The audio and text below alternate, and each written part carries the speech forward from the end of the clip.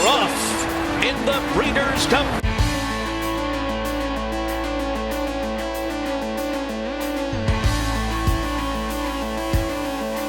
What's up, everybody? Sounds like we got, doesn't sound like. We do have breaking news of Forte being retired. That seems what everybody wants to talk about in the chat. So I guess we start with that, right?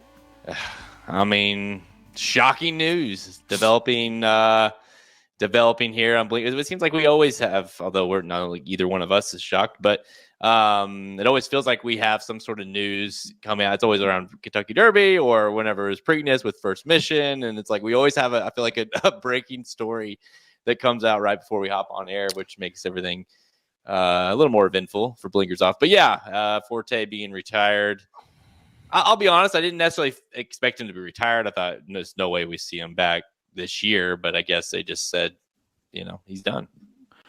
It's always interesting to me, like what is said in the media versus what is actually happening at the barns, Yeah. I told you right before and I'll just be honest with people today, like, cause it's just insanity. Like if you read like the DRF or wherever, it's like, oh, he's doing great. I think he's over all his problems. And then we're lucky enough. We've got a big like web of people that we know. And like, talk to people at the barn, it's like, yeah, he can't do anything. Like there's no way, And the bizarre thing about it is like you get that report on a horse and then he goes and wins a grade 1 like 3 days later, and then you get that report on a horse and he retires. So you have to take everything you hear with a grain of salt. But I mean, I just feel, I don't know. I don't know why they feel like they have to lie to the media about it, because it's like, why are we hiding an injury in horse racing? I know why you hide injuries in other sports, because it's competitive. You're going up against other people and you don't want, somebody to maybe target that injury. But this is, I don't know. I've never understood that at all. Yeah. The thing that bugs me the most about it, it's not just Pletcher, but it is Pletcher a lot, is that like, it's when, we hear something directly from like someone's like in the barn, right, and we hear something like this horse can barely walk and this horse is hurt, and then you flash to Pletcher and it's like, oh yeah, we went to the track, everything's great, can't wait for, and it's like, and then an hour later he scratches, or an hour later he's retired, and it's just, I don't understand why. I don't understand who it's serving in Pletcher's case to be like everything's sunshine and rainbows over here. I don't understand why we do that. I know.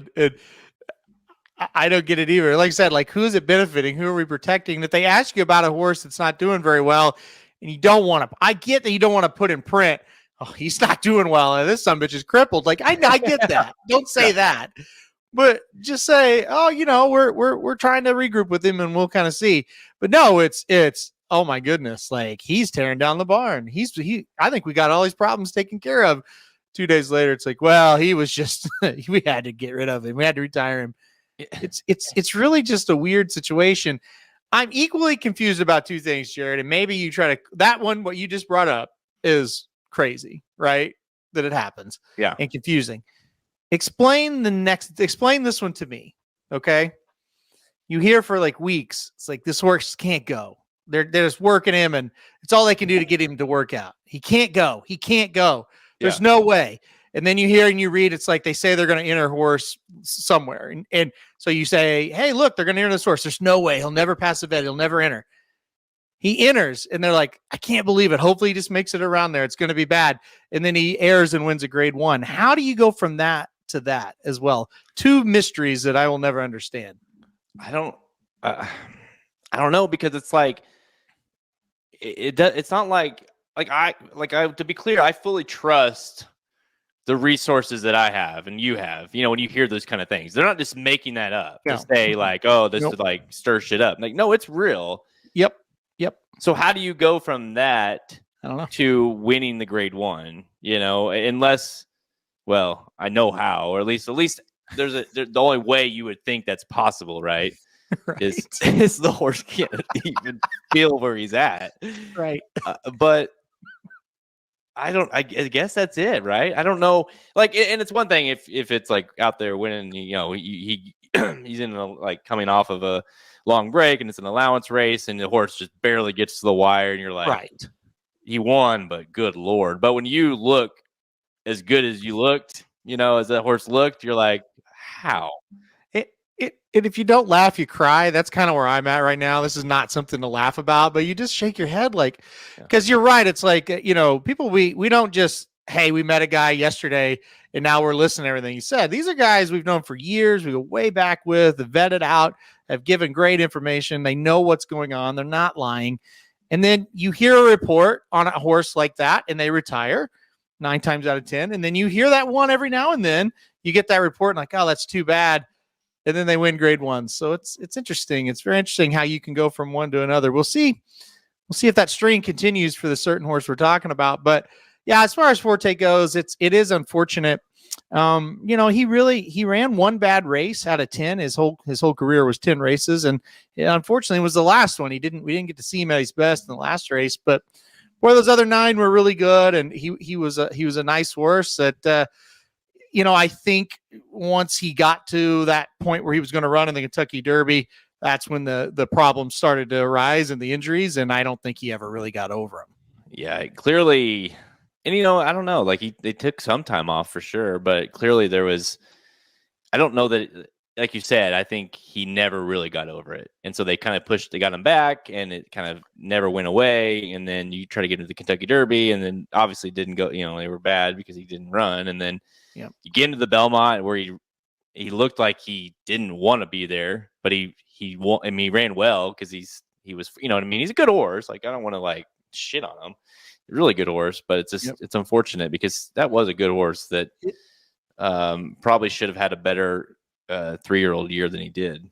I wonder if you put truth serum into Pletcher, which is the only way you'd get the truth. But if you did, if he would tell you, yeah, the Belmont screwed him. Because why I say that is he said immediately, we're going to monitor this thing. If he's not well enough to run in the Preakness, which he wasn't, then we are waiting to Saratoga. And then all of a sudden, once he couldn't run in the Preakness, you hear, oh, he's going to run in the Belmont, which who was behind that. It wasn't Todd Pletcher. It was the owners, right? So the owner wants to run at the Belmont. He got him as good as he could for that race, but we know the long-term effects, right? If you push a horse to do something that he's not really ready to do, he or she, they may go out and run well that day. And I think Forte did, for the most part, but the long-term problems that causes will come up, right? And you wonder if that may have been kind of the beginning of the end for him. That makes me want, that just is like the question you have about some of these horses that you're like, we talked about a second ago, with like, how did that horse, you hear all these things and then this horse wins a grade 1. Will that take him back? Did it ruin the Breeders' Cup chances, by doing that? I have no idea. Maybe you should have just trained up to the Breeders' Cup and had him run like that. I feel like maybe he wins the Breeders' Cup. I don't know. I feel like if you go back and listen to last week's show, you're talking about duds and up to the mark, and I think that was kind of what you were thinking. And I was like, look, we got to just judge him by what we see on the track. But yeah, I mean, eventually, I don't know. RacingDudes.com is your home for the best free picks for every race, every track. It's Breeders' Cup season, and we've got wall-to-wall coverage of the World Championships. Subscribe to YouTube.com/RacingDudes right now. Click the notification bell. You never want to miss a single video. Want to make money betting horses? Bet with the Racing Dudes.